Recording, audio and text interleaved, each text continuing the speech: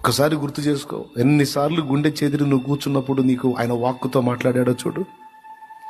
నువ్వు ఎవరెవరో మనుషులు వచ్చి మాట్లాడతారని ఎదురు చూసి ఎవడు కనపడలా. అప్పుడు తన వాక్కును పంపి నిన్ను బాగు చేశాడు. గుర్తు తెచ్చుకో. నువ్వు ఎక్కడో ఉంటే, ఏదో స్థితిలో ఉంటే, ఎవరు నన్ను ఆదరించట్లేదని ఏడుస్తా ఉంటే, నేనున్నాను, భయపడకు, భయపడకు, నేను నిన్ను బాగు చేస్తాను, నేను నీకు తోడై ఉన్నాను, నేను నిశ్చయముగా నిన్ను గొప్ప చేస్తాను, నిందకు ప్రతిగా పూదండను ఇస్తాను, నేను నిన్ను స్వస్థపరుస్తాను, నిందకు భయపడవాకు, కృంగిపోవాకు అని నీతో మాట్లాడలేదా? ఎవ్వరు, నువ్వు వెతుక్కున్నవాడు ఎవడు పట్టించుకోవాలి అప్పుడు. కానీ నువ్వు ఆయన ఆలోచించలా, కానీ ఆయన నీ వెంటబడి నిన్ను ఓదార్చాడు ఆయన. ఇది నిజం. ఎన్ని సాక్ష్యాలో ఈ మన జీవితంలో, కాదని చెప్పగలమా? యేసుతో నడిచినటువంటి అనుభవం కలిగిన ప్రతి ఒక్కరూ ఖచ్చితంగా ఒప్పుకొని తీరాలి ఈ విషయాలన్నిటిని కూడా.